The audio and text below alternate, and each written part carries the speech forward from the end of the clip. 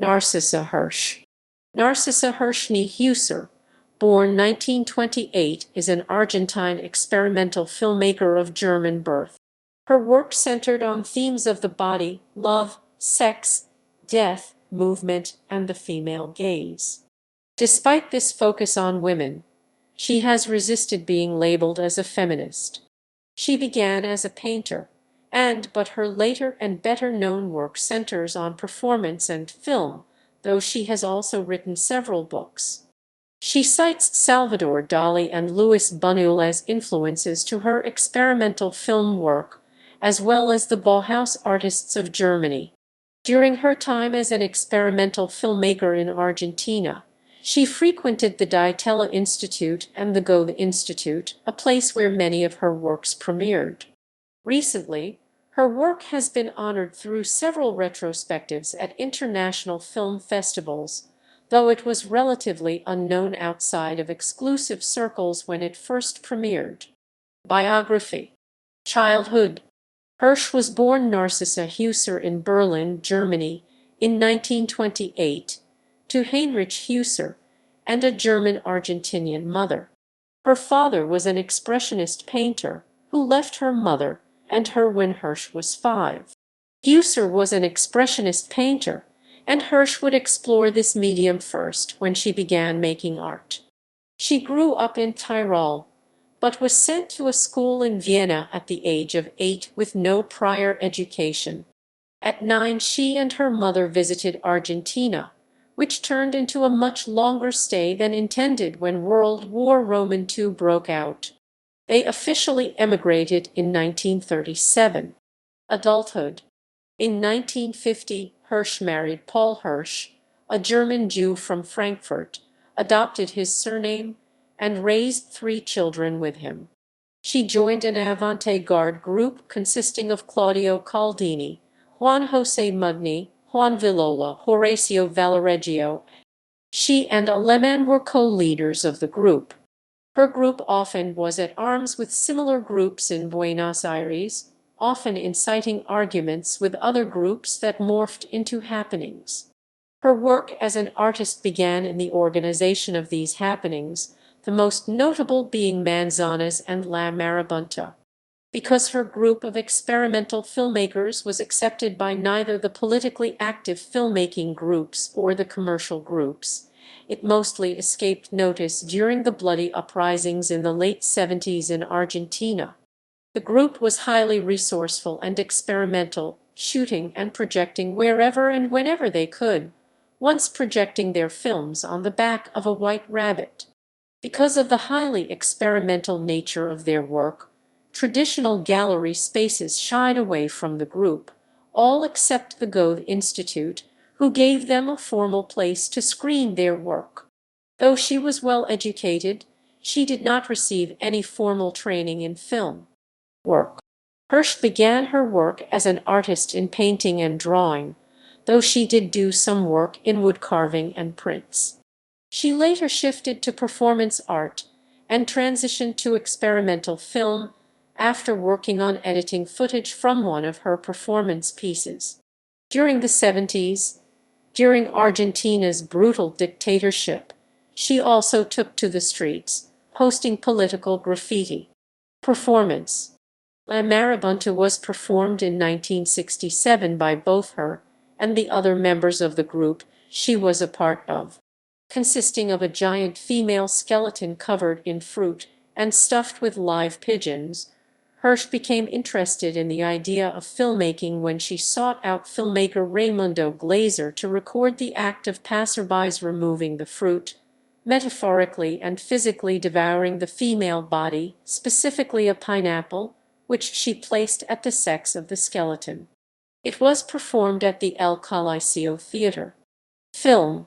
Hirsch became interested in film after filming the creative process of La Marabunta and its respective performances. After becoming interested in film, Hirsch traveled to New York and began to explore new American cinema and attending classes at the MoMA. In her time in New York, she also explored the anthology film archives. She worked in 16 and on Super 8 film because their inexpensive prices allowed her to make non-commercial film. She fell into a group of filmmakers that included Marie-Louise Aleman, Claudio Caldini, Horacio Valeregio, Juan Villola, and Juan José Mugni. They rarely screened their works in traditional venues, with the exception of the Goethe Institute, which allowed them the creative freedom they desired. This group often earned the name Grupo Goethe because of the patronage of the Goethe Institute. In 1976, Hirsch won a contest from Unsapar with her film Coming Out, which consists of 2 shots of a record player. In the first, through manipulation of the lens and the lighting, the record player is slowly revealed, and the second features an overhead stagnant shot of the record. It was scored to the Steve Reich song of the same name, and included a voice saying "come out and show them" over and over with increasing confusion. Meant to produce a sense of disorientation in the viewers, it was negatively perceived by critics who had yet to appreciate experimental film. Regardless, she took first prize at the contest. In that same year, she met her mentor Werner Niecks while studying at the Goethe Institutes of Buenos Aires. At this time, she also began using mostly Super 8 camera. Another of her works, Taller, was similarly minimalist. It featured a single shot of a wall of her studio, while she verbally describes what the viewer sees. Then, she goes on to describe the other unseen parts of her studio, creating a personal work similar to many of her earlier works. Though there is only one shot, the viewer can tell the camera is moving because of fluctuations in light and shadow. Throughout the film's 11-minute run time, Hirsch continuously narrates, revealing deeper truths and personal stories behind the objects depicted on the screen. Hirsch has an extended body of work beyond these pieces, including Diarios Patagónicos 1972-73, Taller 1975, Testamento y Vida Interior 1977, Homecoming 1978, Amazona 1983, Adios 1989, Rumi 1999, Aleph 2005, and El Mito de Narciso 2011. She has directed several dozen more films, and began to receive critical recognition for her work from several international film festivals in the 2010s. She has been screened all over the world, including in Los Angeles at the Hammer Museum.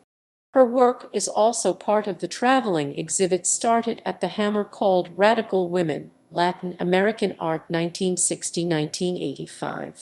Publications. When Super 8 film became obsolete, Hirsch turned to writing, publishing several books in Argentina. These books are La Pasión según San Juan, El Silencio, El Olvido del Ser, La Filosofía es una pasión inútil, and Aguaqueros. Exhibitions. Galleria Lirale for Painting. Instituto de Arte Moderno. Instituto Torquato di Tella. 2010, La Casa de Bicentenario. 2018, Radical Women, Latin American Art 1960-1985, The Hammer. Retrospectives. 2010, Museo de Arte Latinoamericano de Buenos Aires. 2012, Vienna International Film Festival. 2012, Buenos Aires Festival International de Cine Independiente. 2013, Toronto International Film Festival. 2017, Documenta, Athens. References